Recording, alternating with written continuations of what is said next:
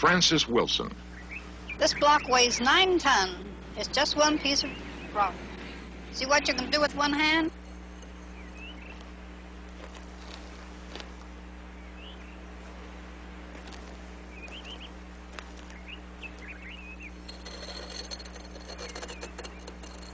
He's quite interested in safety, I know that, and he always wanted to make sure the children couldn't get down in here, and that was his gate to keep children from going down the steps. Those who knew Ed remember him with great respect.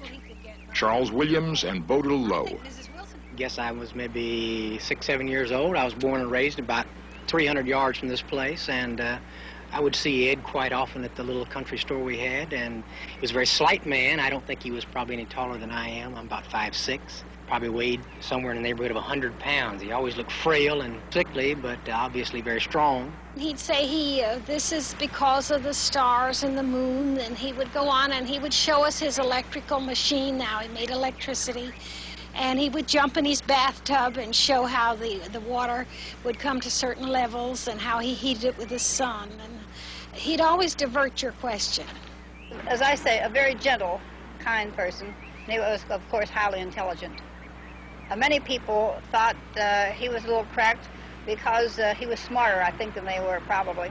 His whole life and whole being was very frugal. Just sustained himself, I think, more or less. And some nights we'd come in the moonlight and sit and walk around in his park. And he would come out and tell us his story if he had a small audience. And he would go along in a very normal sort of a voice, and then we'd ask him why he did it. And they'd say, oh, well, someday my sweet 16 is coming, and he'd look up in the stars, and he would get very ethereal in his voice, and he just loved talking about his sweet 16. And he always spoke of her as sweet 16. She never grew any older. It's kind of nice. There were many rumors about mysterious Ed. One held that he was an eccentric miser and kept a stash of money. Late one evening in the 1930s, a band of toughs waited until he was alone in Coral Castle. Little Ed could never have imagined such a shocking intrusion into his private world.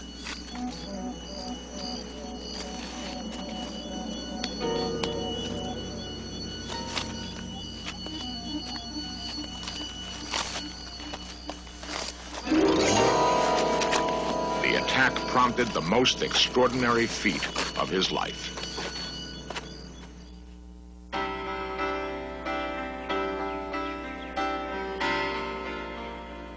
Coral Castle was originally built in a remote area of Florida. For years, Ed Leedskalnin felt safe in isolation, away from the harsh realities of the cities. He had carved this place with his bare hands as a Shangri-La for his sweet 16. Barely surviving a brutal robbery, however, Ed decided to seek safer ground. When he moved, Ed took more than his toothbrush. He took Coral Castle itself. He hired a local truck owner and with characteristic secrecy, politely asked the man to step around the corner. The truck would be loaded in just a minute.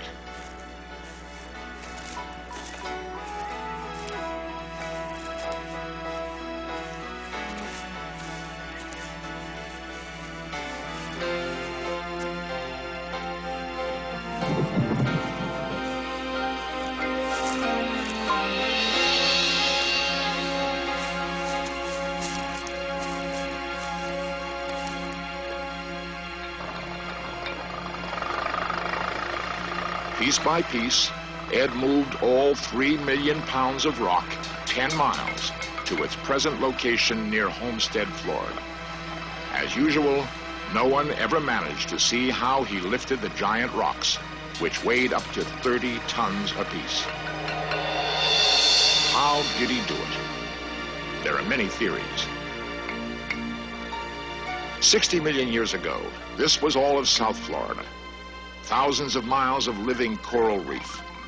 The rock which he used, fossil coral, may have internal forces which only Ed understood.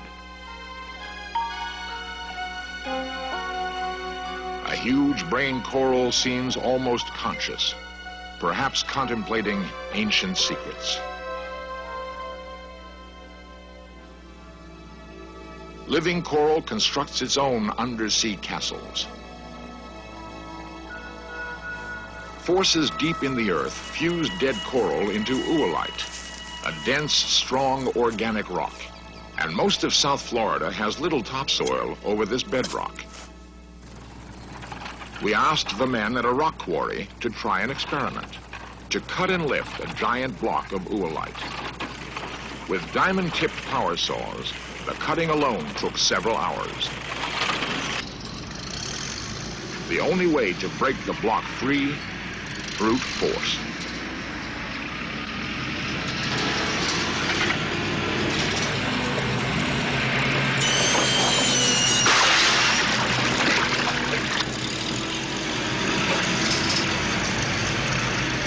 Then the test. Could they detect any unusual buoyancy in the rock itself? Using a 600 horsepower crane, could they lift the rock?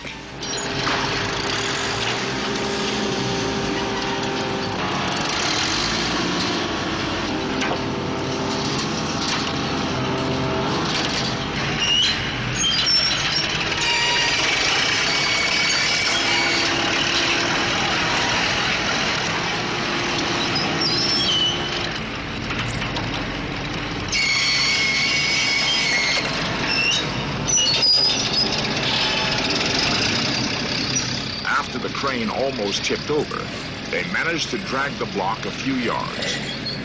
What modern equipment would it take to duplicate Coral Castle?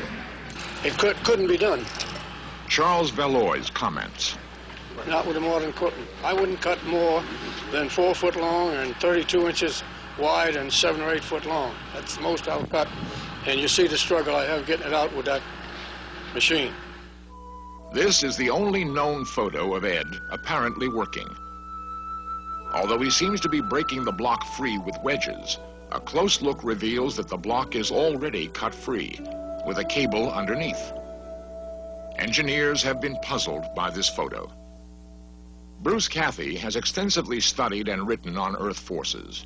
He believes that a harmonic grid inside the Earth's surface can create actual anti-gravity at certain nodes on the grid, and that Coral Castle was built on a position of harmonic resonance.